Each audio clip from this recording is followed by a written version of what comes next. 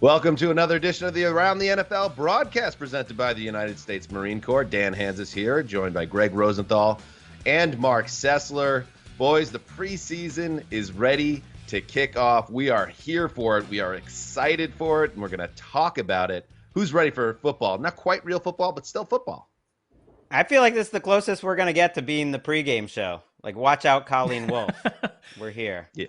I don't think Colleen should feel overly threatened, but let's see how this proceeds. We're going to preview a bunch of the games that will be played this weekend. We're also going to do a little talk on the Hard Knocks premiere and what lies ahead for the Cowboys. But yes, coming up on NFL Network is Washington football team against the New England Patriots. Get excited, and we're about to talk about it. Will there be an open competition for starting quarterback during this training camp? It's going to be a good competition. It really is. Ever since I've been here, it's been a quarterback competition. In essence, the underlying Patriot way. Them two, they're not backing down from each other. And, Pitts comes out and makes a great play. Taylor comes out and makes a great play. I think it makes both of them better. And honestly, I think it makes the whole offense better. We have a proven guy there that has the ability to lead us, but we have a guy in Taylor that shows us that he can do it. When you look at what Mack Jones brings to the table, he obviously brings a lot, already competing for the starting quarterback gig. Cam Newton, I don't think, can be a backup. If Cam goes out here and plays well, you won't see Mack Jones until next year. He has to win the job. Yes, preseason football tonight, NFL Network, 7:30 Eastern, Washington against New England. Greg, what are you looking for in this game? How Cam Newton does, first of all, because I think Bill Belichick wants to start him. Yeah, I know the reports out of camp, Dan, are worrying you a little bit as a Jets fan, how good Mac Jones looked, but this is Cam Newton's offense. I think if you look at the end of last season, people forget that 45-0 game against the Chargers. People forget the Week 17 game against the Jets. And I'm joking that I think the results were meaningful, but how they played those games, I think were. They played hurry up. Cam Newton didn't come off the field. I think they want to have their two tight ends this year on the field. They want to play fast. They want to run the ball. It is a great offensive line. That is the strength of this team. Bill Belichick wants to zig while the rest of the league is zagging, and I think he wants to go heavy and run over all these lightweight defenses, and Cam Newton is his guy to do that, and I think Cam Newton's done enough so far this camp. Now he's got to back it up in the preseason, get it done there. Greg, don't project your Patriots fans' insecurities upon me. No one's afraid of the Patriots anymore. There's no insecurities, please. All you want this year is to make sure that Zach Wilson is not inferior to Mac Jones, because if that happens, then it's like another bad decade coming up. Well, I don't think about the Patriots ever. Mark. Okay, I will flip it over to Washington. I want to see their first-round pick, Jamin Davis, middle linebacker out of Kentucky. Ron Rivera's already basically said, this guy can step in and be our version of Luke Kuechly, that type of leader on a defense that really is a chance to be, among the best in the league. We saw some of that last year. He has been described as having essentially ninja-like quickness. Ninjas cause problems for people that they're annoyed with. And so I want to see tonight what sort of problems he causes for Greg's precious Cam Newton or for Mac Jones. I think this is someone that, kind of like Micah Parsons in the Hall of Fame game, could come out of here with a lot of buzz around what he's produced. These are two teams that I think will play their starters more than most. The Rams, for instance, they're not playing any. Rivera said he wants to play his starters. Belichick traditionally plays his starters. I think he's going to want to get a long look at some of the younger players too. But I think the first quarter of this game, you will see ones-on-ones. And you're right. You can kind of tell with linebackers, running backs, rookie guys, right off the bat, if they have the instincts, if they just have the speed that overwhelms you. And Davis could be that guy. Listen, I know we're all a little rusty because there was no preseason a year ago because of COVID-19.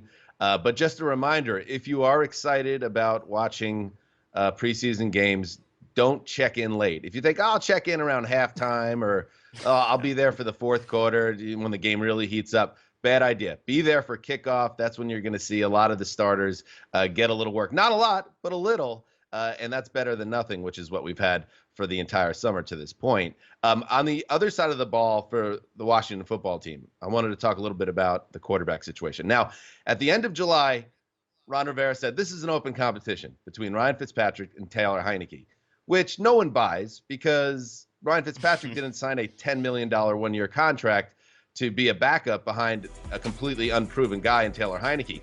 However, I know, just like you know, that Taylor Heinicke turned some heads in January against the Bucs, threw for over 300 yards, had that gutty touchdown scramble. I mean, that's in Ron Rivera's head still.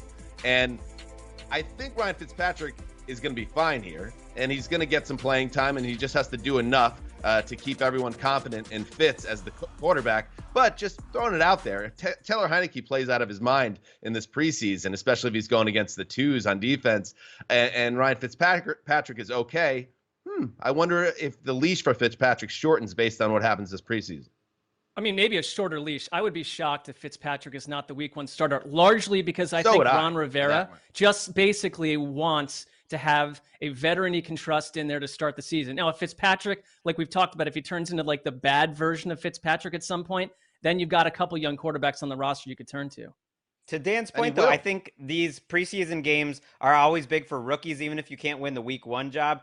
Can you win it for week 4 in the preseason? I think that's the case with Heineke. Although out of camp, we're kind of hearing practice reports that Heineke might be closer to Kyle Allen, who's spent some time with Scott Turner, than he is to Ryan Fitzpatrick, that the competition hasn't been too close. So if I'm Heineke, I want to ball out in the preseason to kind of solidify that number 2 spot. And yeah, give me a chance to come in midway through the year if Fitzpatrick struggles. If Heineke struggles, who knows? He could even fall down the depth chart. Yeah, and just to make it clear, I don't think Ryan Fitzpatrick is playing for his job at all this summer, no matter what Ron Rivera says. But I don't know, Taylor Heineke falling the 3rd spot in the depth chart would really surprise me based on what he showed on the biggest of all stages on Saturday night playoff football against the eventual champions. But he's still got to play the guitar this preseason. Greg, what else? I'm looking at the Patriots defensive young talent too, because I mean they don't have much. If you look at this team, it's so old. It's such a veteran team, and it's like they need someone to start stepping up. Josh Uche is a guy who they believe could maybe be their biggest pass rusher this year. He's a second-year player. Donta Hightower returns, and he's reportedly looked good at camp. Obviously, he's going to help that team. But Kyle Duggar is a guy at safety who they're excited about. They just need someone to step up. Christian Barmore, their rookie defensive tackle, has reportedly looked as good as anyone at camp. And this Patriots defense, like, there's high expectations. There is a lot of talent. They brought people in, but you need to start developing young players. That used to be what Bill Belichick did really well. And those 3 guys I mentioned are really their only chance right now. It's such an old team. They need to start finding some young guys. You know, Dan, in our division rankings that we did on our podcast, we each had to grade the coaching staffs, essentially the head coach. Greg gave Bill Belichick a 4.5 out of 5. Other coaches got a 4.5 out of 5. This is the greatest coach of our lifetime in NFL history, and he's only coming off a bad year. 5 out of only Greg. One guy. I wasn't based off of last season. I guess I'm one of those teachers that don't give 100s too much. I think the only 5 I gave it to Andy Reid. I gave Andy Reid one just for fun this year. It's madness. He's the only one with the 5. And just for the proper context, me, Mark, and Colleen Wolfe, all 5 out of 5, and I'm a Jets fan. Greg, that was a little harsh. This is your chance. You want to change it to a 5? You have the opportunity. This is what happens when you construct the overly esoteric division power ranking. Some numbers come out a little crazy, All right, that's fair enough. Mark, what else are you looking for in this game? Well, I mean, let's go to Mack Jones for a minute because, the one thing is I think he had a little bit of a rocky start to camp. That's fair. But they have talked about him as sort of drastically improving over the past couple of weeks. And we talk about like who could be the starter in week 1. I would tend to think it's going to be Cam Newton for the similar reasons with Ron Rivera and Ryan Fitzpatrick, that there is a trust in Cam Newton. Bill Belichick seems to really dig him. But look at if Cam Newton throws one of his patent killer interceptions at some point in week 1, or if that seems to happen during some of these preseason games, he's thrown 7 in camp. Maybe Mack Jones becomes the guy that you prefer at that point if he continues to arrow up. He's just been, I think, someone who's progressed with each of these practices. He's been accurate. I think it kind of fits what the Patriots want to do. I mean, you can run a power scheme, Greg, with Mack Jones. They're not the same way. He's not going to be doing Cam Newton runs, but if he's sort of just a good version of what we think Mack Jones can be, I think he's going to play sooner than later. I really do.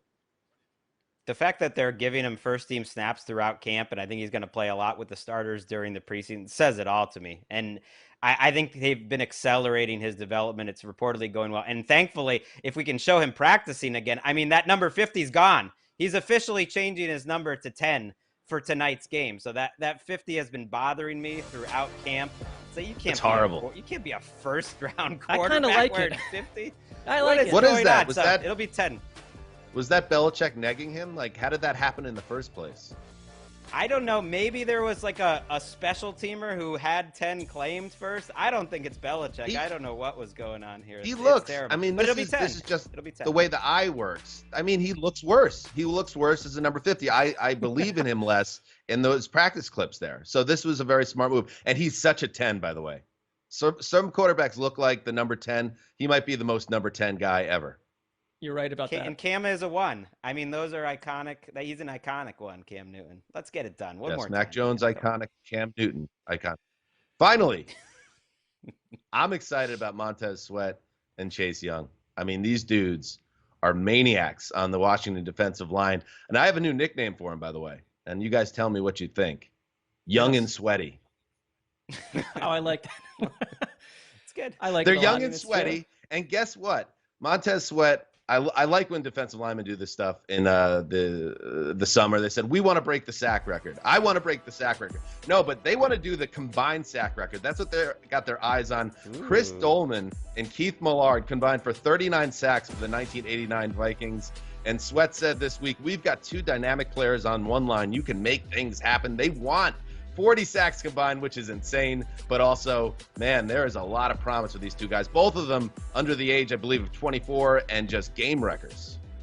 I would say this, Dan, we grew up in an age where, we had posters on our walls with like our favorite players and their nicknames. I don't even know if kids even have posters anymore, but Young and Sweaty is a marketing gem. I would, even if I were not a Washington fan, I might have to put that up, tack it up on the old childhood bedroom wall. Just imagine if Chase Young has the second-year leap that Montez Sweat does. Because Montez Sweat last year was one of the most improved players in the entire league. He is explosive. His first step, he reminds me of Robert Quinn at his peak. And if Young improves that much from year 1 to year 2, I don't know. That sack record, I think it's doable. It's possible. Young and Sweaty taking the league by storm in 2021. All right, we're just getting started here on the broadcast. Yeah, check out that game tonight, NFL Network, 7:30. Up next, Dolphins training camp preview with Cameron Wolf, the newcomer, the newbie. Should we haze him? Wolf up next on the broadcast.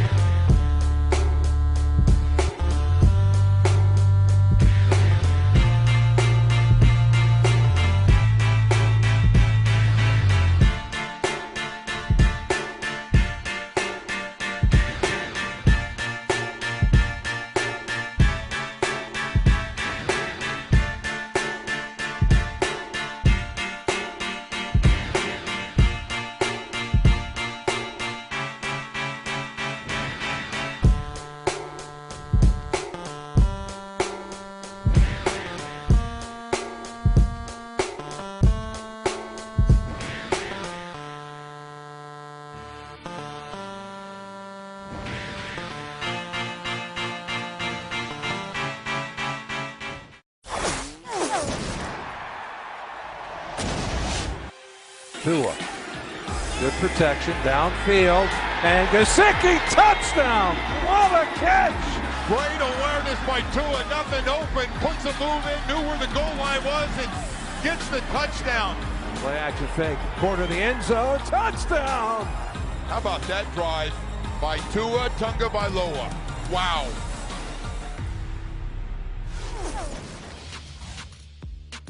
Back on Around the NFL, presented by the United States Marine Corps. Be sure to also check out our podcast. Come on now. Use your phone camera to scan that QR code for the latest episode in which we talk all things Dolphins with NFL Media's newest reporter, Cameron Wolfe. Here's a portion of that conversation.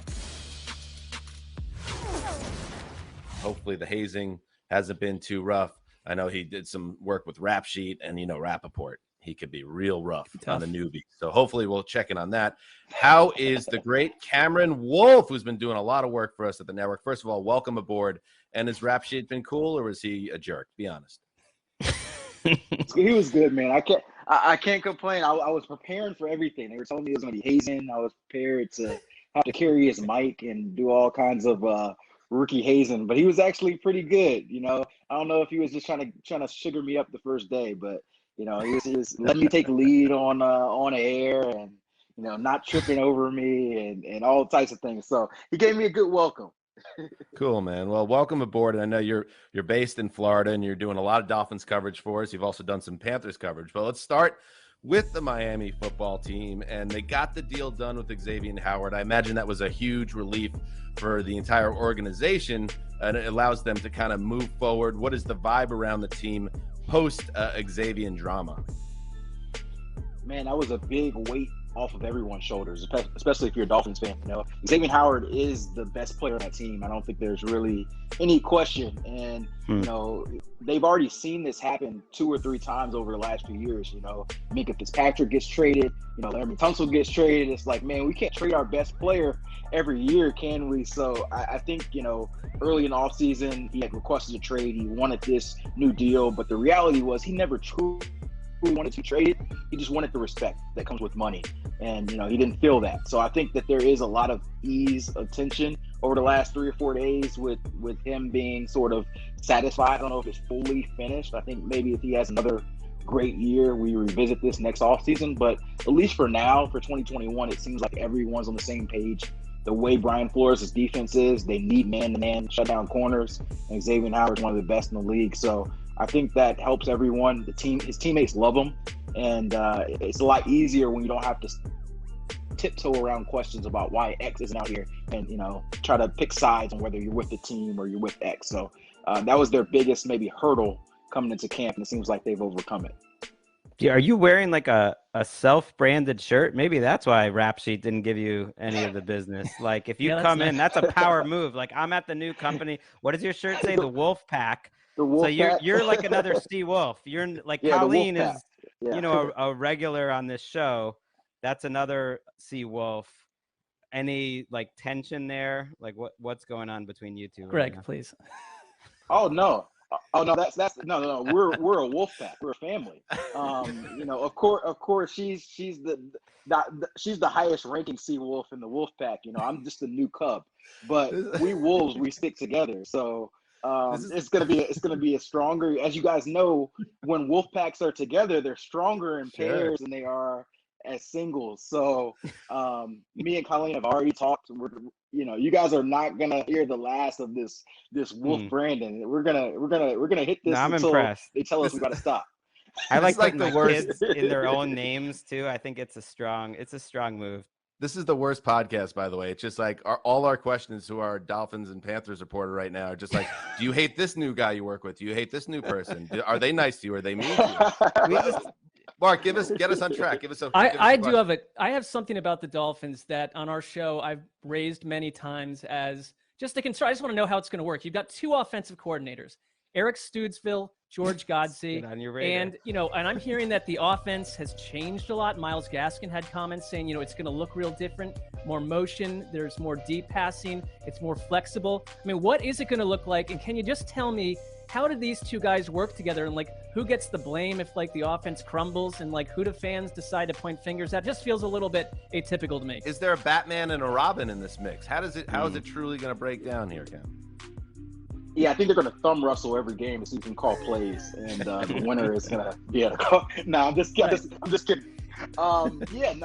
They've defined the roles. I think what helps is that George Godsey, coming from more of a pass background, Eric Studesville is coming from more of a run background. So although they don't have pass game coordinator or run game coordinators, you can kind of look at it as maybe something of that ilk. We've seen that in the past with teams who've had head coaches that are offensive coordinators, quote unquote. They'll have run game coordinators, they'll have offensive coordinators. So I think that they'll collaborate, but I think you'll see them fall a lot in their lane. George Gotti will probably have the heavier hand on the passing game. He's the guy who's worked with tight ends. He's worked with quarterbacks in the past. He spent all of last season, the second half of last season, working with Tua, being the guy who's directly in his ear. So I'd anticipate that George Gotti would have a lot more contact in the quarterback room and in the passing game, where Eric, he's been a running back coach his whole career, so he's going to be having a lot more impact in the running game, as with the offensive line and the protection. So they haven't, quote unquote, named the play caller. I have a good idea of who I believe the play caller will be, but I can't confirm that yet. So I'm gonna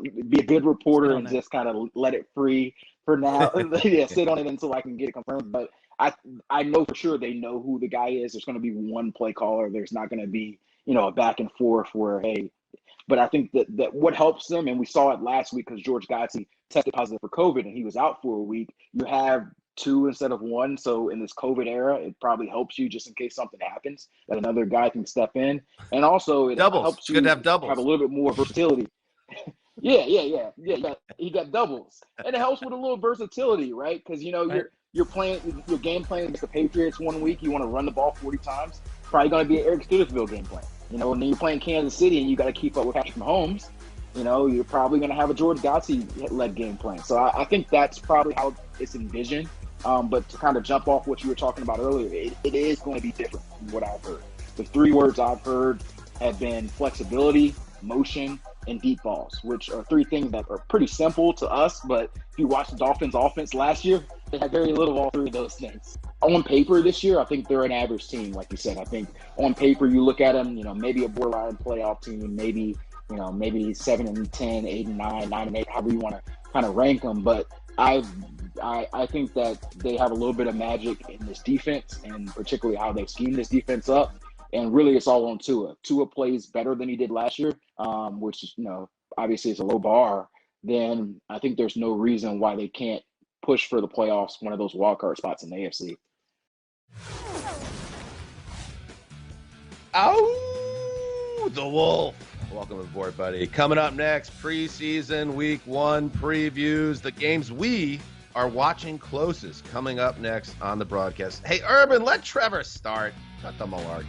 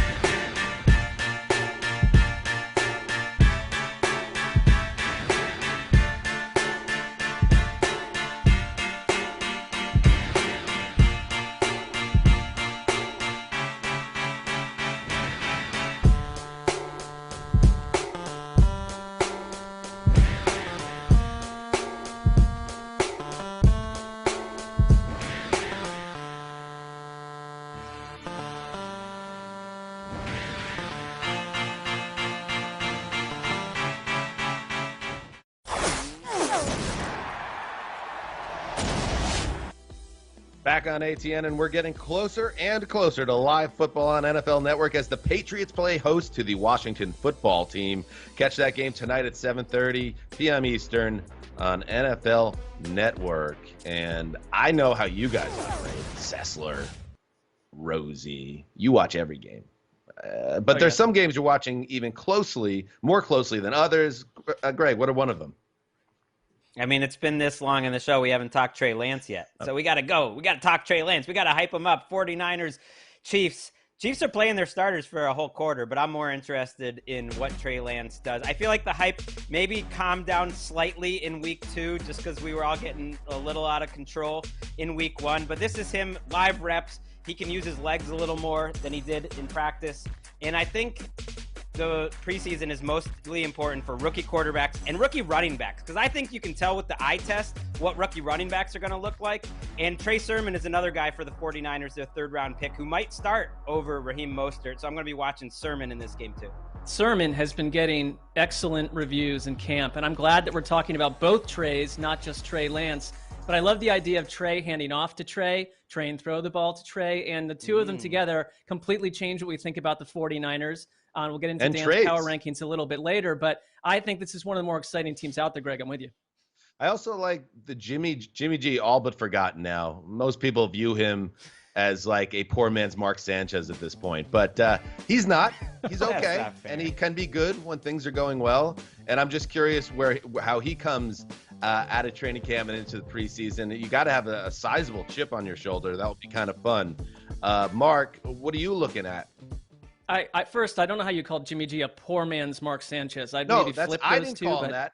It's the way you people are talking about him at this point, as if he's not even someone worth tracking anymore. He's got that. He's got that money at least. He's a rich man, Sanchez. But I'm going to go. Listen, I'm going to go Jacksonville versus Cleveland. I know you're thinking, I'm going to talk about the Browns. I want to talk about the Jaguars. I think it's been probably 25 years since I've been excited for a Jaguars preseason game. They seem to float by unseen to some degree. They're a team that's basically covered like a high school team, and it's like Trevor Lawrence is this newly evolved Andrew Luck, and he's getting no attention down there. And Urban Meyer's bringing this whole new scheme. I can't wait to see how this all fits together. And I know that there's this, we don't know who the starter is right now, nonsense. Of course, it's Trevor Lawrence. Although I will say Urban Meyer went out of his way to say that Gardner Minshew has been one of the great competitors at camp, called him basically a warrior. So I'm just saying, Gardner Minshew is going to start somewhere else in this league. But my point also is that I want to see Travis Etienne, who has been getting incredible praise at camp as a pass catcher. He's all over the field. They said he's uncoverable. So I think this Jaguars team, if you look at the offensive roster,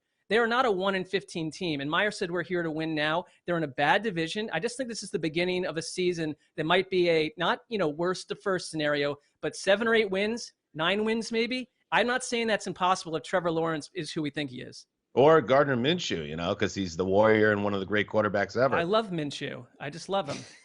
Sorry. Yeah, the hype machine Good never job stops. by the programming department putting that on live. Trevor Lawrence. I'm just an NFL Network junkie. I will talk about my quarterback, Zach Wilson, the Jets and the Giants. I don't think it's the Snoopy Bowl anymore. I think they got rid of that. But the Jets and Giants are playing at MetLife Stadium, and Zach Wilson is coming off a difficult week. He struggled mightily in the green and white scrimmage they had at MetLife last Saturday. Some of those struggles he took into practice on Monday. He's kind of rebounded a little bit as the week's gone along, and that's good to see. And I actually liked what I heard from him in his press availability, explaining why he struggled on some level. He just seems to be very savvy with the media, but we need to see him be savvy on the field. And I want to see some positive things coming out of this game, because the Jets really need him to head into the regular season with some confidence, because they don't have a backup. There is no warrior behind him on the depth chart. There's just a bunch of guys with 0 NFL experience. So Zach Wilson, it's important that he has, to me, a solid preseason, and it starts tonight against the Giants. I also am curious, like their schemes on both sides, both coaches, it's totally new. There's a lot of excitement. I want to see what that looks like. I kind of want another team to be like the Chip Kelly Eagles. Remember, when Chip Kelly just decided to go all out in the preseason and we were all like totally floored for August. He just put up like 50 points a game and played as fast as he could. Like, I want another team like that. Maybe the Jets could be that team. I think one little guy to look for on the Jets, Carl Lawson, their free agent pass rusher from the Bengals. he had like 3 sacks in a practice. He had another one the other day. It sounds like he is working very well in that Robert Saleh defense. So I want to see how their defense looks as well. Yes, Lawson is getting a ton of praise. I won't even say who the beat reporter was because I couldn't believe I read it. But a beat reporter said, seriously, Carl Lawson could be on pace for 100 sacks this spring or this summer. It's like, all right, let's just pump the brakes a little bit. And then I'm like, well, if he keeps beating Mekhi Becton in practice, is this good or is this bad? Speaking of the Jets, speaking of the quarterback position, let's finish by talking about the Carolina Panthers, who have a preseason opener against the Colts. And for me personally, this is such a big chance for Sam Darnold to reboot his career. So I'll be looking how he looks in this Matt Rule offense, which, by the way, you don't have to squint to see it as being a proficient offense that moves the ball and puts up points. But, of course, a lot of that goes back to number 14. It does, and yet another great job by the programming department. Live, we get the Sam Ehlinger, Jacob Eason quarterback battle. I mean, this is a legitimate quarterback battle. I know there's reports that Wentz is trending toward week 1. We'll see. Like, he's a long way away from his development. And we've heard a lot about Eason versus Ehlinger.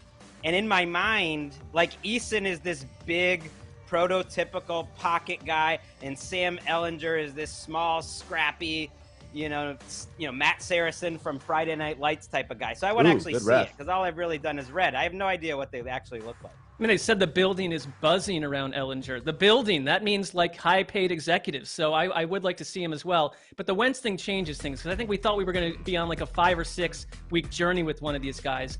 If it's 1 or 2, I mean, the Q rating drops just a little bit here. You mentioned high-ranking executives. I think that's what Rosenthal believes are watching the show right now because all these references to how great the network is doing right now with their programming decisions. Well, you do remember I was once a middle manager. I was once your guys' boss. I was trying to climb that corporate ladder, and I struggled at it. But it's never too late. As if we could forget that era, Greg. I mean, that was an impossible era to forget. You were a middle manager, and we really appreciated that era in the history of this show, and it is no more. Coming up next, power to the people. Preseason power rankings.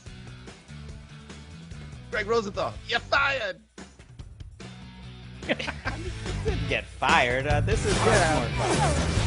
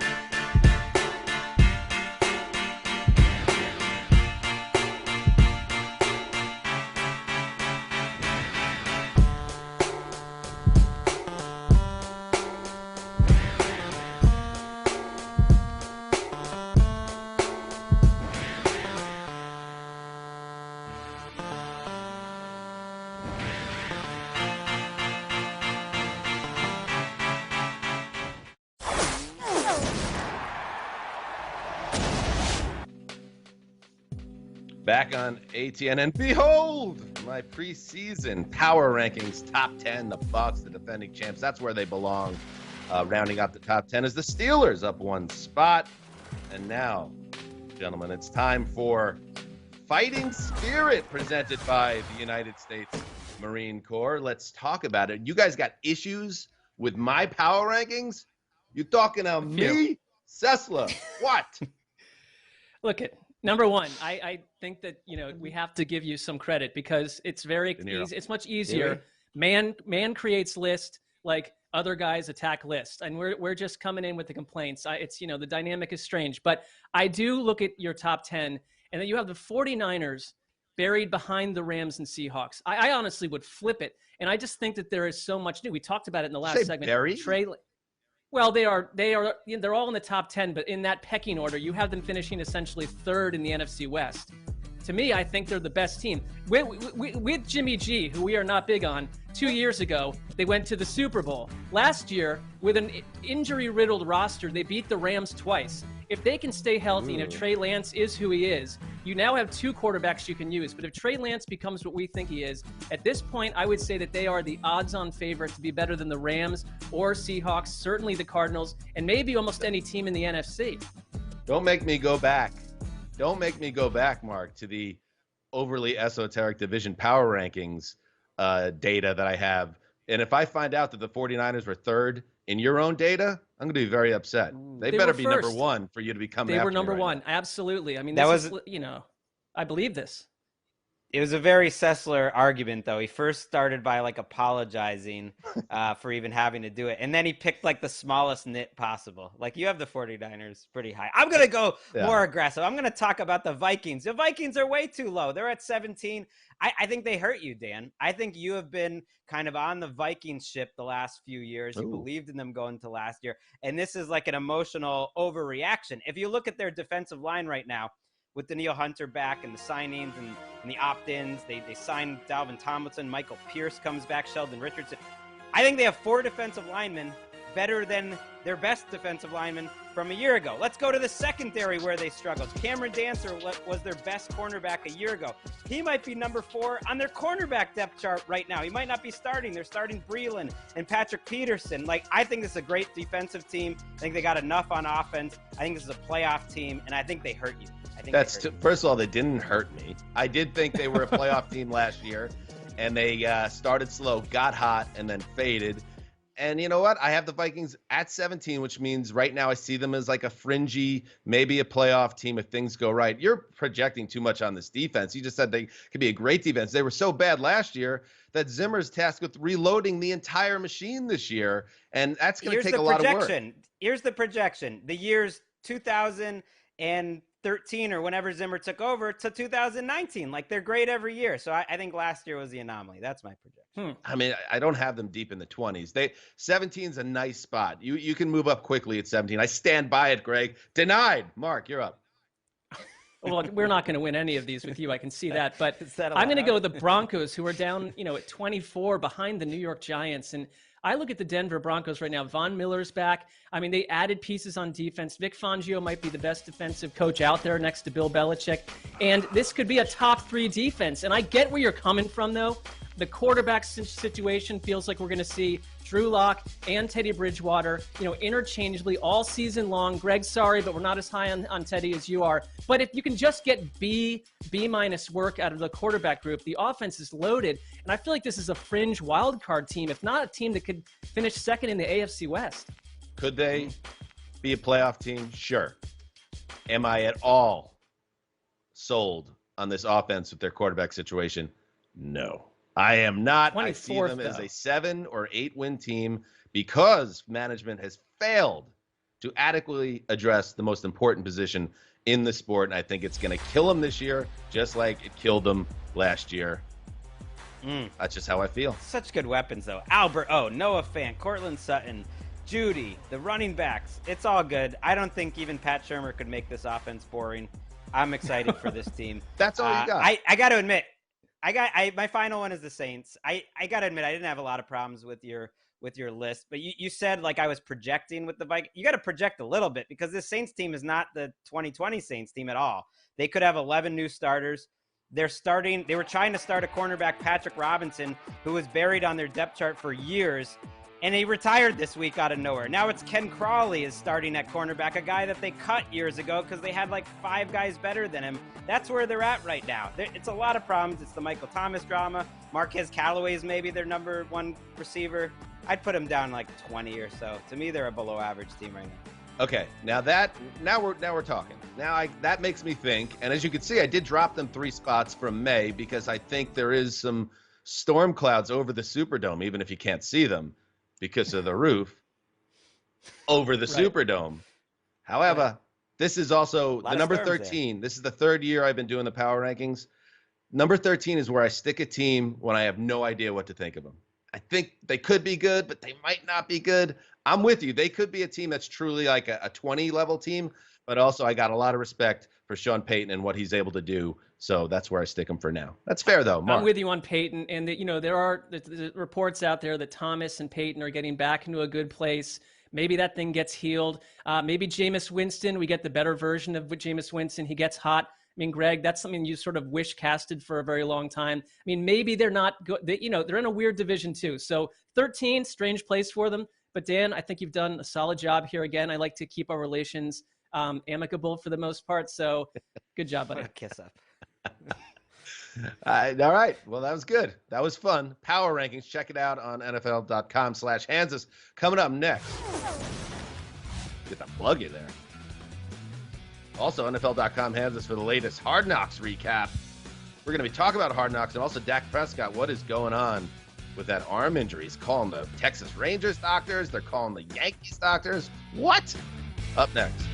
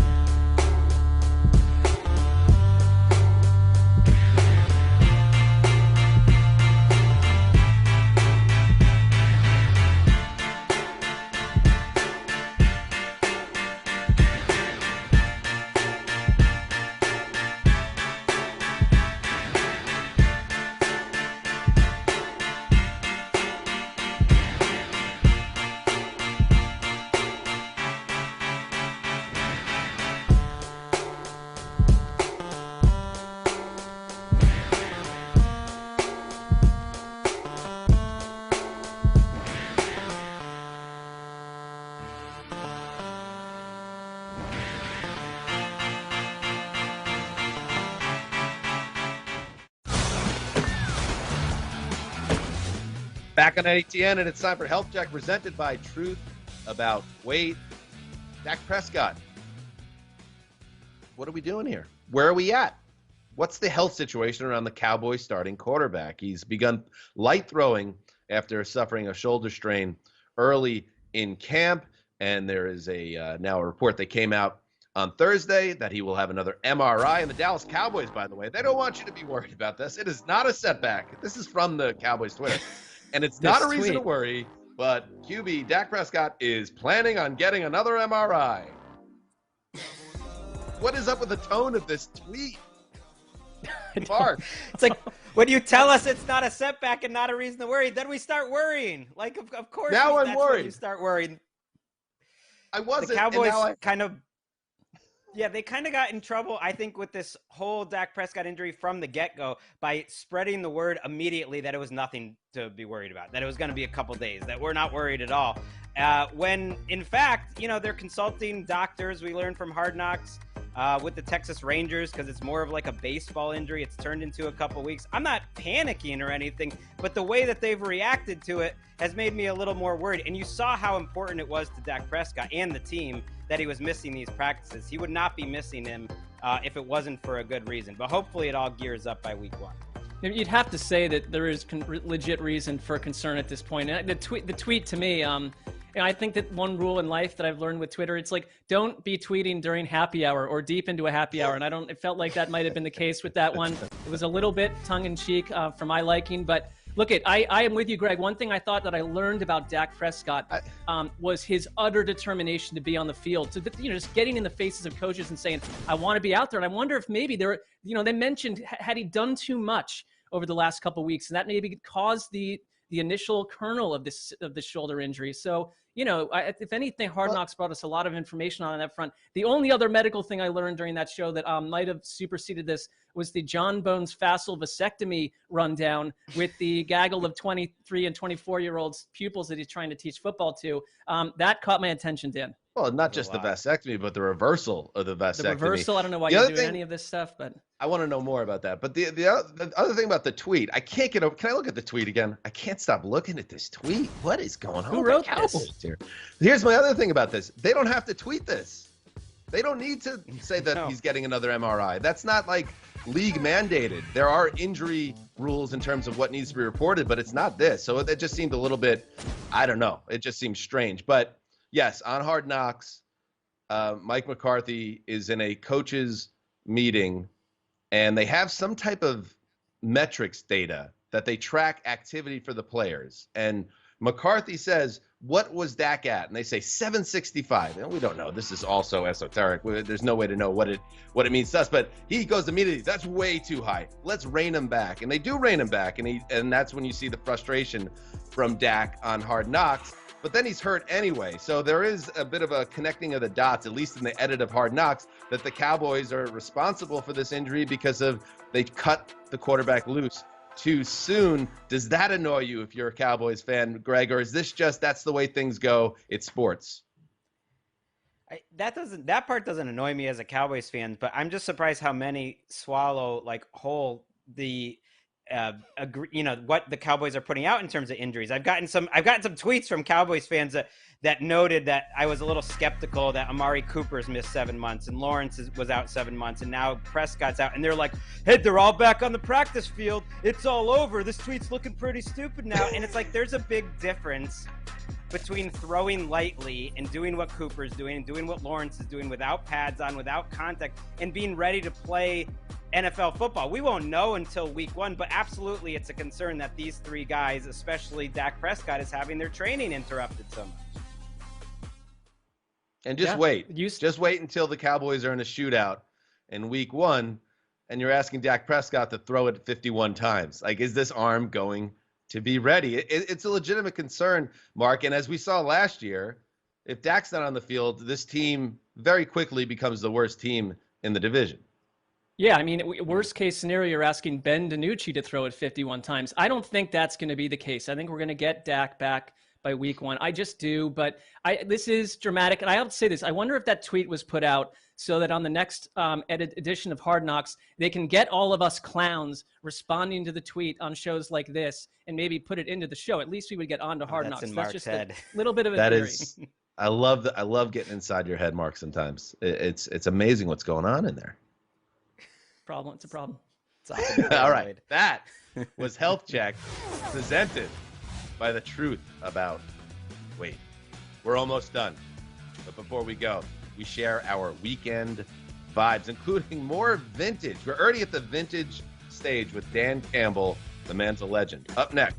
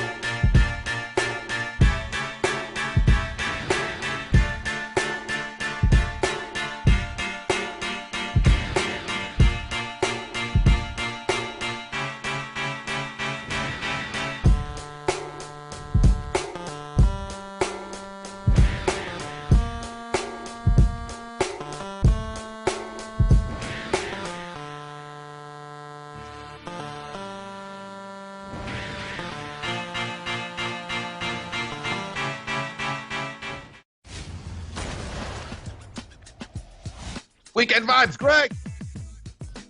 My vibe is happiness for Jordan Mailata. What a great success story from the International Player Pathway Program. He's the left tackle from Australia who didn't play football until 2018 in any level. And now he's about to be a first-round pick, Andre Dillard, in this training camp competition. What a success story for our friend Henry Hodgson, who brings him over here, was scouting Mailata. I'm sure was putting him through all the drills. Forget The Blind Side. This is a way better movie. Like, give me the Mailata movie. I thought you were going to have a title for the movie. Idea. That would have been a great bow to the little conversation piece there. Blind Side 2. Mark, okay. Working title. That is the eighth. That's the 8th high executive that Greg has mentioned in the show. By the way, it's very much on my radar. Can our production crew just bring up this video of Dan Campbell here? I want to have you guys see this. There was a number of guys that were here, and I think Patricia and Quinn did a great job of. There's no turds here. There's no bad guys. Like, these guys work now. You know, we don't have guys. I'm lazy. Blah blah. We don't really have those guys. No turds. No turds on this team. I think with Dan Campbell, it's like you're going to have some people that are going to bump on his sort of bro-ish nature. And maybe I thought that would be me, but he is winning me over kind of week by week because he keeps producing these incredible press conference moments. I want more of it, not less. I want the Lions to thrive, so he sticks around. Dan, you. Finally, James Holzhauer. Remember the Jeopardy hero? Won like $1 trillion. Jeopardy says whoever hosts full-time will have to quit their other job, so I'm crossing my fingers. It's Joe Buck. Joe Buck, who was a guest host. How dare you. Post-Trebek. And I just want to say, first of all, Joe Buck didn't get picked. It was Blossom and that other rando.